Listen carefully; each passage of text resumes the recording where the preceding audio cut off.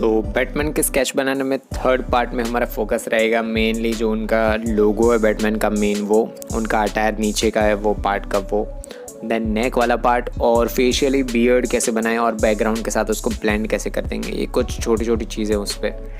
तो स्टार्ट करें ट्यूटोरियल उसके पहले हर बार की तरह आर्ट को मुझे पूरी दुनिया तक पहुंचाना है, तो जितना हो सके उतना शेयर करो ये वीडियोस को और लाइक कर दो। आज का लाइक गोल 10 है और सब्सक्राइब कर दो और कमेंट कर दो कितना रेट करोगे ये ट्यूटोरियल को। तो स्टार्ट करते हैं ट्यूटोरियल।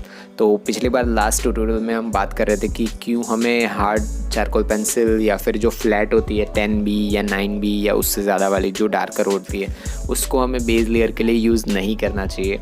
तो उसका सिंपल रीज़न ये है कि जब आप HB या फिर 2B पेंसिल या कुछ भी ऐसे यूज़ करते हो उसको जब आप शार्प करते हो, आपके पास कोई भी शार्पनर हो या फिर आर्टिस्टिक वे में जैसे भी आप शार्प कर रहे हो, बट आप उसको जब शार्प करते हो उससे बहुत पिन पॉइंट आपको मिलता है बहुत छोटा। जैसे कि आप मैकेनिकल पेंसिल को देख सकते हो कि 0.3 mm होता है वो कंटिन्यूस, और जब आप HB या 3B नहीं पर H या 2H 2B ये ऐसी लाइटर वेट पेंसिल्स को आप जब शार्प करते हो तो उससे इतनी छोटी और पिन पॉइंट्स मिलती है कि उससे आप बेस लेयर आराम से बना सकते हो। आप आइज़ के बीच के छोटे छोटे हेयर्स भी बना सकते हो।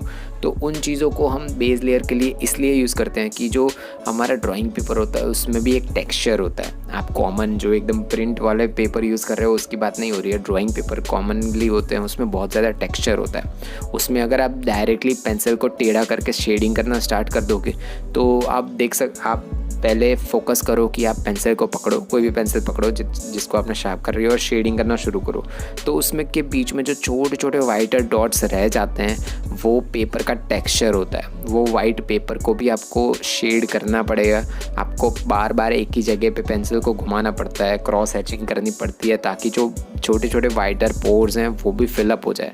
तो जब आप फ्लैट पेंसिल या फिर आप जितना भी 8B या 10B पेंसिल को शार्प कर लो वो पिन पॉइंट नहीं हो पाता है, तो उसको अगर आप बेस लेयर के लिए यूज़ करोगे जो पेपर के बीच का टेक्सचर है उसकी वजह से छोटे छोटे पॉइंट्स रह जाते हैं। और उसको अगर आप कितना भी चाहो ब्लेंडिंग स्टम्प यूज़ करो या कुछ भी करो, जब आप 8B 10B और उससे ऊपर हायर ग्रेड्स की पेंसिल को आप ब्लेंड करते हो as a base layer, directly pencil को यूज़ करते हो तो उसके बीच के जो पोर्स होते हैं उस पर लाइंस बन जाती है। और अगर थोड़ा बहुत भी आप प्रेशर अप्लाई करो तो वो पेजेस के ऊपर लाइंस बना देते हैं और वो बहुत गंदा दिखता है। आप वो वाइटर पोर्स को पूरा करना चाहते हो कि वो वाइट ना दिखे और ब्लैक हो जाए, जैसे कि नेक वाला पार्ट है रॉबर्ट पैटिंसन के बैटमैन का, वो नेक पे आप अगर आप देखो तो कम्प्लीटली ब्लैक है, बट उसको कम्प्लीटली ब्लैक दिखाने के लिए वो सारे आपको छोटी छोटी जो पोर्स हैं वाइट कलर के वो ख़त्म करने पड़ेंगे। तो उसी वजह से मैंने बेस लेयर के लिए यूज़ की 3B पेंसिल, और यही सेम रीज़न है कि हमेशा आपको बेस लेयर के लिए लाइटर पेंसिल्स यूज़ करनी चाहिए।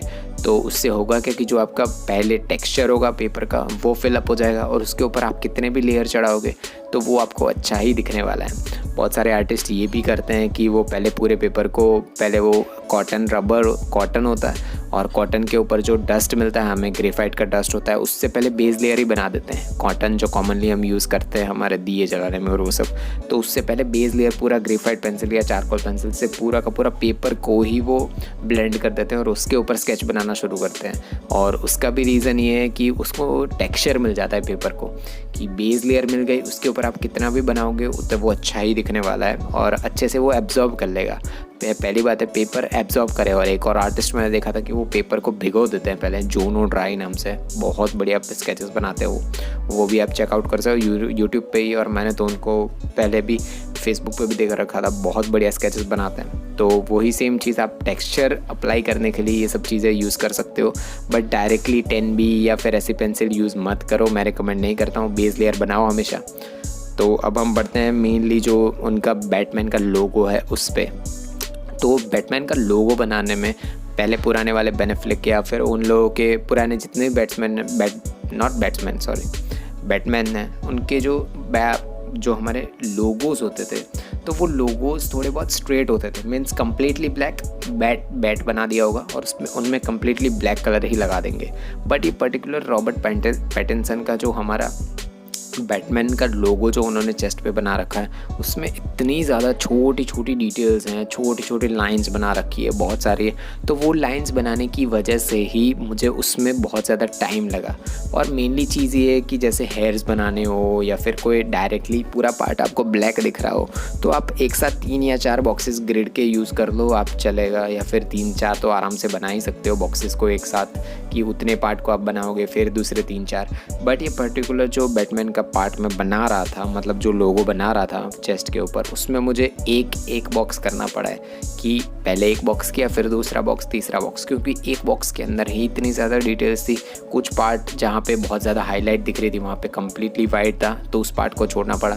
तो ऐसी छोटी एक बॉक्स के अंदर जब आपको बहुत ज़्यादा छोटी डिटेल्स दिखे और वो एक बॉक्स भी 1.5 सेंटीमीटर का ही हो तो उसके वो बहुत ज़्यादा टफ पड़ता है। और उसी वजह से आपको पेशेंटली शांति से बनाना पड़ेगा और उसी की वजह से आपको पेंसिल को बार बार शार्प करना पड़ेगा। मैंने तो मैकेनिकल पेंसिल यूज़ की थी, और मैकेनिकल पेंसिल के अलावा भी अगर आप एच पेंसिल को बहुत ज़्यादा शार्प कर दोगे तो उससे पिन पॉइंट बहुत अच्छा बन जाता है। वो पिन पॉइंट जब आपका बन जाए तो उससे आप छोटी छोटी डिटेल्स भी दे पाओगे। और उसके बाद आप आउटलाइंस को, जहाँ पे आपको डार्कर पार्ट दिखे वहाँ पे आप बेस लेयर तो हम एच पेंसिल से बनाते ही हैं हमेशा की तरह। जैसे ही आप कोई भी नया बॉक्स बनाना स्टार्ट करो उसको बेस लेयर बना ही दो एच पेंसिल से। अगर वहाँ पे आपको कम्प्लीटली वाइट दिख रहा है कि वो वाइट ही है पेज की तरह, तभी उस पार्ट को छोड़ना है। और मैं तो ये कहता हूँ कि अगर वो बहुत छोटे टाइनी पार्ट्स हैं, जैसे छोटी छोटी लाइंस हैं, अगर वो पार्ट दिख रहे हैं तो आप उसको जेल पेन से भी बना सकते हो। और जो मैंने सेकंड पार्ट में बताई थी कि प्रोडक्ट के बारे में डिस्कस करना था, तो वो यही है कि ये जो मैंने नई पेन खरीदी है वाइट कलर की पेन, वो बहुत बढ़िया है। मतलब कैसा होता है कि जो आपका मोनो इरेजर है उससे आप बहुत सारी डिटेल्स दे पाते हो, हाईलाइट्स दे पाते हो, बहुत सारी चीज़ें दे पाते हो।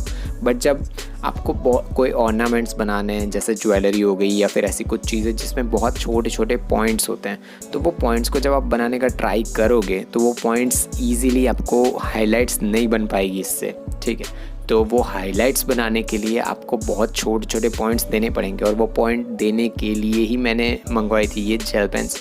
कि जो कॉमन हमारे पास जो इरेजर्स या फिर ये सब चीज़ें होती है उससे बहुत छोटी टाइनी डिटेल्स हम नहीं दे पाते हैं, बहुत ज़्यादा माइक्रोज में, कि उतना मुझे कुछ उतना ही पार्ट पे थोड़ा बहुत वाइट चाहिए। तो उसी वजह से ये पेंसिल यूज़ की है मैंने। पेंसिल्स के ऊपर मैंने यूज़ किया पहले ब्लेंड, जो हमारा बेस लेयर हमें की तरह हमेशा की तरह होता ही है, उसके ऊपर वो पॉइंट से पेन से मैंने छोटे छोटे डॉट्स बनाए। आप देख सकते हो बैटमैन के लोगो के आसपास के भी लोगो है जो चेस्ट पे, उसके आसपास भी छोटे छोटे पिन पॉइंट्स आपको दिख रहे होंगे, वो सब मैंने यूज़ की ये पेन से। और वो पेन का मैंने लिंक डिस्क्रिप्शन में दे रखा, मैंने स्टेशनरी पे फाइंड आउट किया था पर नहीं मिला। इसके बाद जो बैकग्राउंड है, बैकग्राउंड भी हम सिमिलरली जो ऊपर वाला पार्ट बनाया था वैसे ही बनाएंगे। बस यहाँ पे डिफरेंस सिर्फ इतना ही है कि ऊपर वाला जो बैकग्राउंड वाला पार्ट था वो थोड़ा बहुत डार्कर था, और नीचे वाला जो बैकग्राउंड वाला पार्ट है वो थोड़ा बहुत लाइटर है। तो similarly base layer H pencil से ब्लेंड कर दो टिश्यू से, देन अगेन यूज़ करो 3B पेंसिल, ब्लेंडिंग स्टम्प से भी उसे ब्लेंड कर दो या फिर टिश्यू से अगेन कर दो। देन जो छोटे छोटे ब्लैक पार्ट्स हैं उसको आप यूज़ करो ब्लैक पेंसिल्स या फिर 3B पेंसिल। तो बस इतना ही था इस ट्यूटोरियल में। अगर आपने कुछ भी सीखा इस ट्यूटोरियल से तो सब्सक्राइब कर दो और एक लाइक छोड़ दो, कमेंट कर दो अगर कोई भी क्वेश्चन और क्वेरीज हो आपके इस ट्यूटोरियल के रिगार्डिंग। तब तक के लिए ध्यान रखो खुद का, और जिनसे प्यार करते हो उनका भी। आपका चित्रकारिक दिन हो। टट्टूज।